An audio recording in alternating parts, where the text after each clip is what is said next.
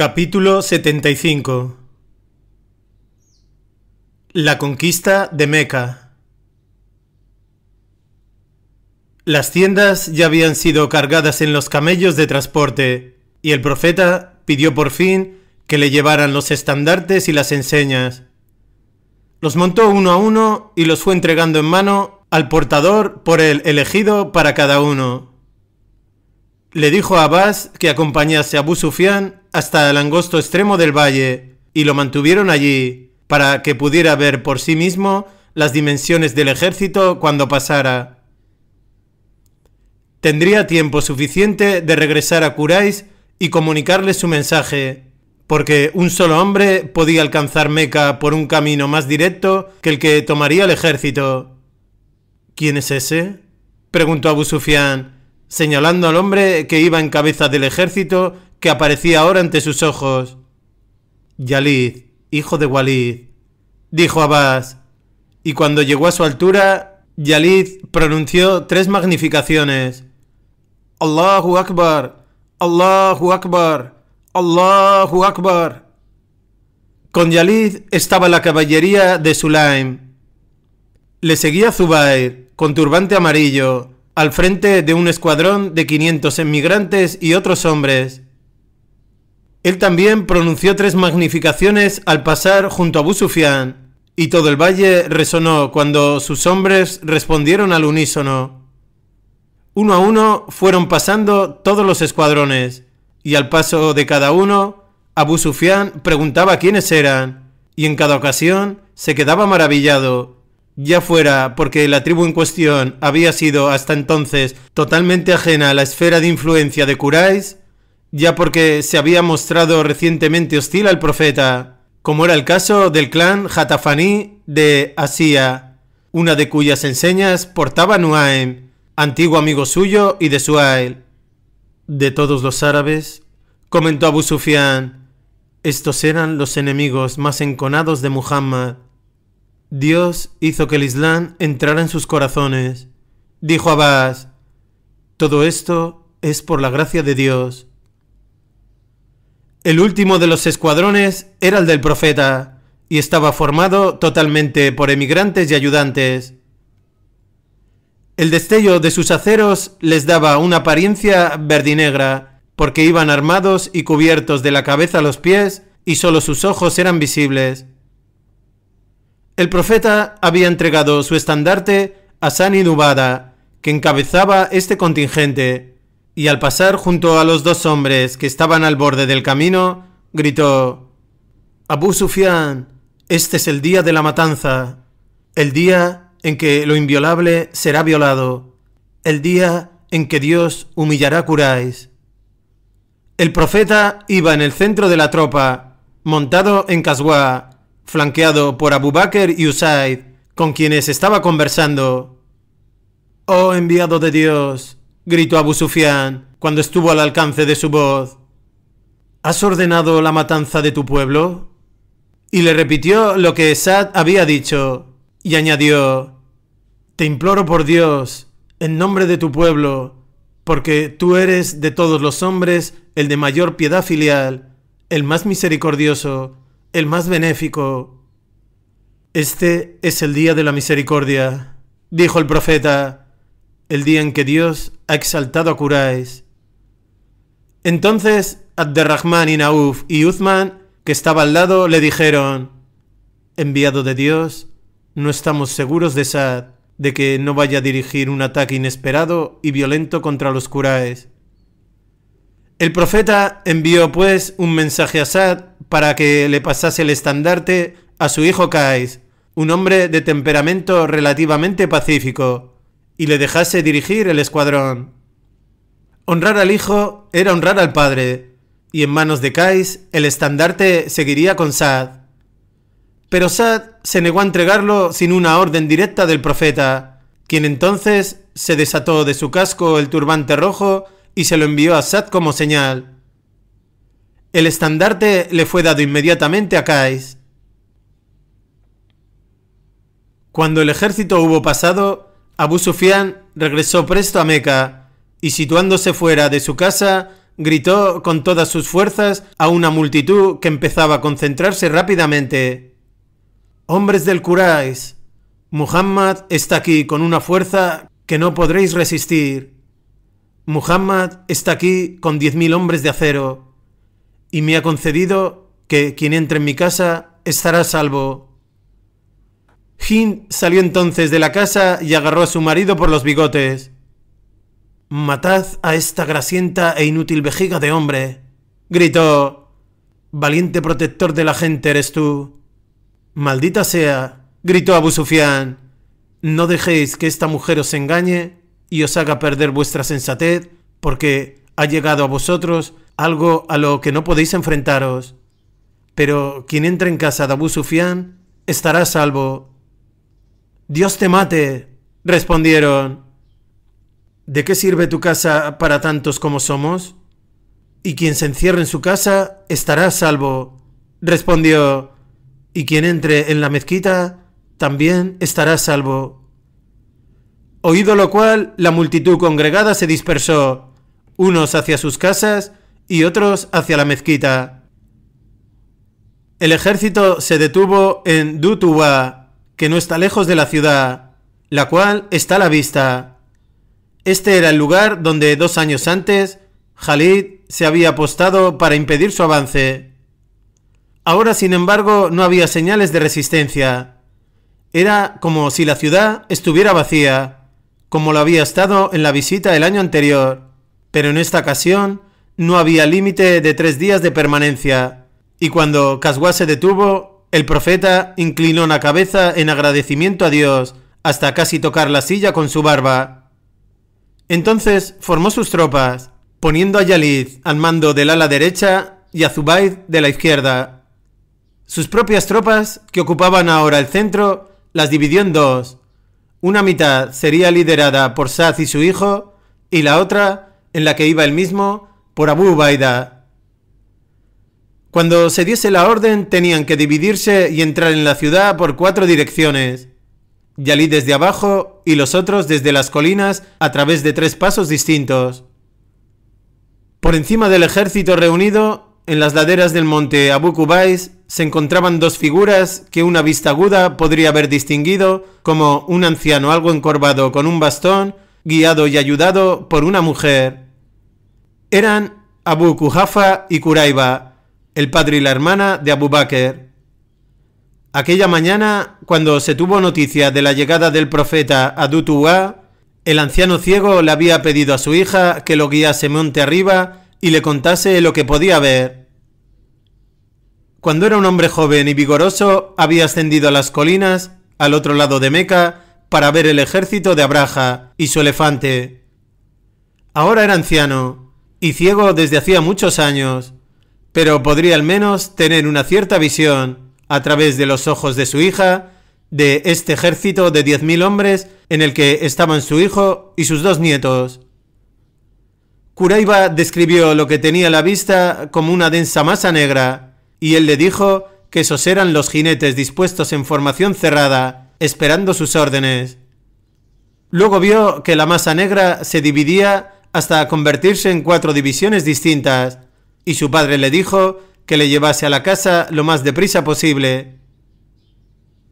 Iban todavía de camino cuando un grupo de jinetes pasó rápidamente junto a ellos, y uno de los hombres se inclinó desde su silla y le arrebató a Qurayba el collar de plata que llevaba. Por lo demás, no sufrieron ningún daño y llegaron sanos y salvos a su casa. No habían estado solos en Abu Qubais. En otra parte del monte, Ikrima, Safwan y Suhail habían reunido una tropa de Quraysh junto con algunos de sus aliados de Bakr y Hudail. Estaban decididos a luchar, y cuando vieron al escuadrón de Yalid dirigiéndose hacia la entrada inferior a la ciudad, descendieron y los atacaron. Sin embargo, no eran adversarios para Yalid y sus hombres, que los pusieron en fuga, después de matar a una treintena de ellos y perder solamente a 2 de los suyos. Ikrima y Safwan escaparon a caballo hacia la costa. Suhail se fue a su casa y se encerró allí. La lucha casi había terminado cuando el profeta entró por el paso de Adahir en Meca Alta. Al mirar hacia abajo en dirección a la explanada del mercado, se sintió consternado a ver el destello de espadas desenvainadas. «¿No he prohibido combatir?», dijo. Pero cuando le explicaron lo sucedido, dijo que Dios lo había ordenado para bien. Podía ver su tienda de cuero rojo que Abu Rafi había montado para él no lejos de la mezquita. Se la señaló a Yabir, que estaba a su lado, y después de una oración de alabanza y gratitud, descendió hacia la hondonada. «No entraré en ninguna de las casas», dijo.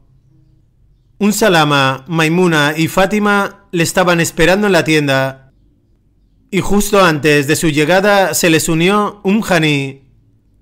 La ley del Islam había dejado claro que los matrimonios entre mujeres musulmanas y hombres paganos quedaban disueltos, y esto se aplicaba a su matrimonio con Jubaira, el cual había pronosticado la caída de Meca y se había ido a vivir a Nairán. Pero dos de sus parientes políticos, uno de ellos el hermano de Abu Jahl, habían tomado parte en el enfrentamiento con Khalid y después habían ido a refugiarse a casa de ella. Entonces Ali había ido a saludarla y al ver allí a los dos maksumíes desenvainó la espada y los habría matado a pesar de la protección formal que ella les había dado. Pero ella echó un manto sobre ellos e interponiéndose entre ellos y él, dijo: «Por Dios, tendrás que matarme a mí primero». Así que Ali abandonó la casa y ahora, después de dejarlos encerrados en su casa, acudió a interceder por ellos ante el profeta. Halló a Fátima no menos severa que Ali. «¿Das acaso protección a los idólatras?», le dijo. Pero los reproches de Fátima fueron interrumpidos por la llegada del profeta. Este saludó a su prima con gran cariño y cuando ella le contó lo sucedido, Muhammad dijo: «Eso no será. A quien tú declares salvo, nosotros le declararemos salvo. A quien tú des protección, nosotros le protegeremos». Realizó el rito de la ablución mayor y rezó 8 rakats, después de lo cual descansó durante 1 hora o más. Luego hizo que le trajeran a Kaswa y tras ponerse su cota de malla y su yelmo, se ciñó la espada. Pero en su mano llevaba un bastón y la visera estaba alzada. Algunos de los que habían cabalgado con él esa mañana ya estaban formados fuera de la tienda y lo escoltaron mientras se dirigía a la mezquita, conversando con Abu Bakr, que marchaba a su lado. Cabalgó directamente hasta la esquina sureste de la Kaaba y tocó reverentemente la piedra negra con su bastón, pronunciando a la vez una magnificación. Quienes estaban con él la repitieron: «Allahu Akbar, Allahu Akbar», y fue secundada por todos los musulmanes que estaban en la mezquita y toda Meca resonó con las magnificaciones, hasta que el profeta hizo una señal con la mano para que callaran. Entonces dio las 7 vueltas alrededor de la Santa Casa, con Muhammad ibn Maslamah sujetando la brida de su montura. En la peregrinación menor ese honor le había correspondido a un hombre de Yazrai. Era pues justo que en esta ocasión recayese en un hombre de Aus. Luego el profeta se volvió hacia los ídolos que rodeaban la Kaaba en un amplio círculo, 360 en total, y fue pasando entre ellos y la casa, repitiendo este versículo de la revelación: «Ahora ha llegado la verdad y la falsedad se ha desvanecido. Ciertamente, la falsedad está destinada a desvanecerse». 1781. Mientras iba señalando a los ídolos uno por uno con el bastón, y cada ídolo, al ser señalado, caía de bruces. Después de contemplar el círculo, desmontó y rezó en la estación de Abraham, que en aquel tiempo se encontraba junto a la Kaaba. Luego se aproximó al pozo de Samsan, donde Abbas le dio de beber, y confirmó para siempre el derecho tradicional de los hijos de Hasim a proveer de agua a los peregrinos. Pero cuando Ali le trajo la llave de la cava y Abbas le pidió que le diese también a su familia el derecho de custodiarla, respondió: «Os doy solamente lo que habéis perdido, no lo que sería una pérdida para otros». Entonces reclamó la presencia de Uthman ibn Talha, el hombre de Ad-Daddar, que anteriormente había acudido a él en Medina con Yalid y Amr, y entregándole la llave confirmó para siempre el derecho tradicional de su clan a la custodia de la Kaaba. Uthman tomó la llave con reverencia y fue a abrir la puerta de la casa sagrada, seguido por el profeta. Usama y Bilal iban justo detrás de ellos, e invitándoles a entrar con el profeta, le dijo a Uthman que cerrase las puertas tras ellos. Aparte del icono de la Virgen María y el Niño Jesús, y una pintura de un anciano, supuestamente Abraham, las paredes del interior habían sido cubiertas con pinturas de deidades paganas. Colocando su mano a modo de protección sobre el icono, el profeta le dijo a Uthman que se ocupase de que todas las pinturas, excepto la de Abraham, fueran borradas. Nota. Pero otros testimonios dicen todas, sin mencionar esas dos excepciones. Permaneció un rato dentro y luego tomó la llave de Uthman y abrió la puerta. De pie en el umbral, con la llave en la mano, dijo: «Alabado sea Dios, que ha cumplido su promesa, ha ayudado a su siervo y ha derrotado a los clanes, él solo». El número de los mequíes que se habían refugiado en la mezquita había ido en aumento con la llegada de otros que en su primer momento habían buscado refugio en sus hogares y se encontraban ahora sentados en grupo aquí y allá, no lejos de la Kaaba. El profeta les dirigió entonces la palabra, diciendo: «¿Qué decís? ¿Qué pensáis de todo esto?». A lo que respondieron: «Nosotros decimos bien y pensamos bien. Un hermano noble y generoso, hijo de un hermano noble y generoso, a ti te incumbe mandar». Entonces se dirigió a ellos con las palabras de perdón que, según la revelación, José dirigió a sus hermanos cuando acudieron a él en Egipto. «Ciertamente digo como dijo mi hermano José: no se os hará reproche en este día, que Dios os perdone, Él es el más misericordioso de los misericordiosos». 12:92. Abu Bakr había abandonado la mezquita para ir a visitar a su padre y ahora regresaba trayendo a Abu Kuhafa de la mano, seguidos por su hermana Kuraiba. «¿Por qué no dejaste al anciano en su casa?», preguntó el profeta. «¿Para que yo fuera a verle?». «Enviado de Dios», respondió Abu Bakr, «es más propio que él venga a ti, que no que tú vayas a verlo a él». El profeta le dio la mano y, haciéndole sentarse frente a él, le invitó a hacer los dos testimonios del Islam, lo que hizo al instante. Después de ordenar que Jubal, el mayor de los ídolos caídos, fuera hecho pedazos y que todos ellos fueran quemados, el profeta hizo proclamar por toda la ciudad que quien tuviera un ídolo en su casa debía destruirlo. Luego se retiró a la cercana colina de Safa, donde había predicado por primera vez a su familia. Aquí recibió el homenaje de aquellos de sus enemigos que ahora deseaban convertirse al Islam, tanto hombres como mujeres. Acudieron a él a centenares. Entre las mujeres se encontraba Hind, la mujer de Abu Sufyan.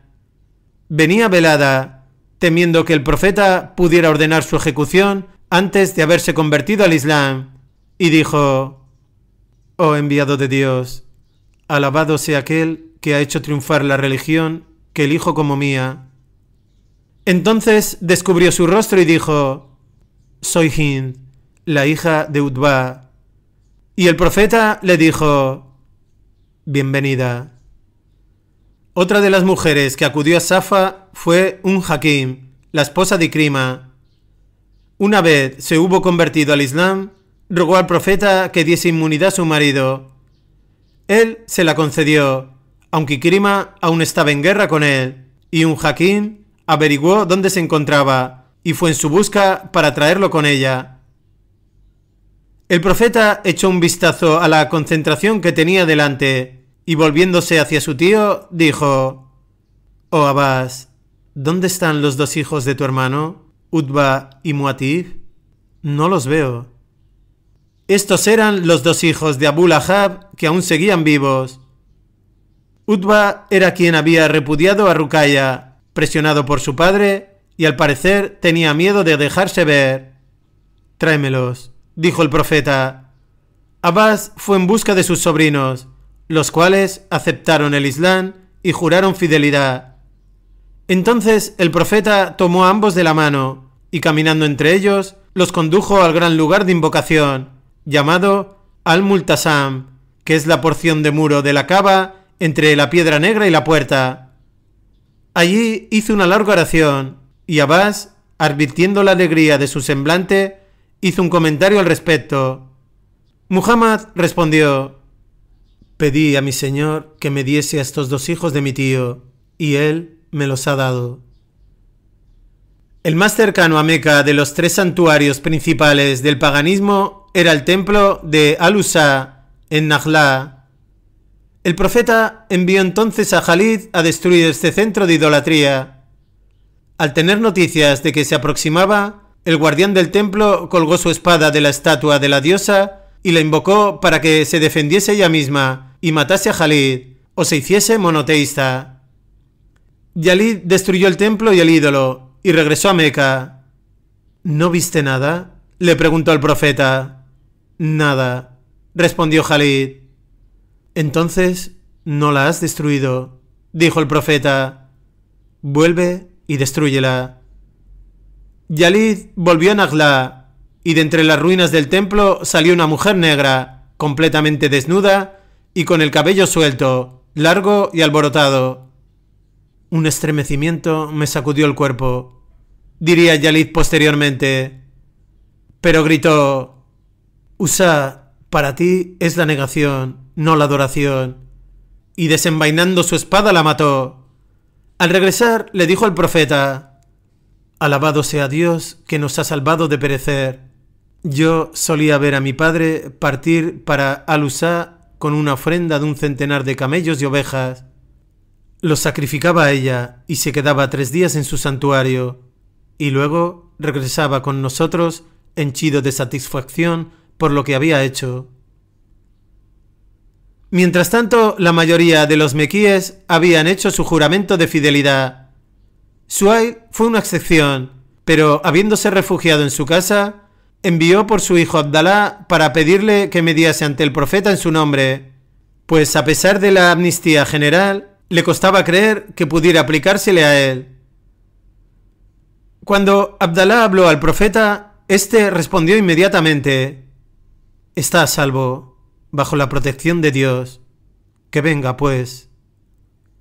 Entonces les dijo a los que estaban con él: «Nada de miradas severas a Suhail.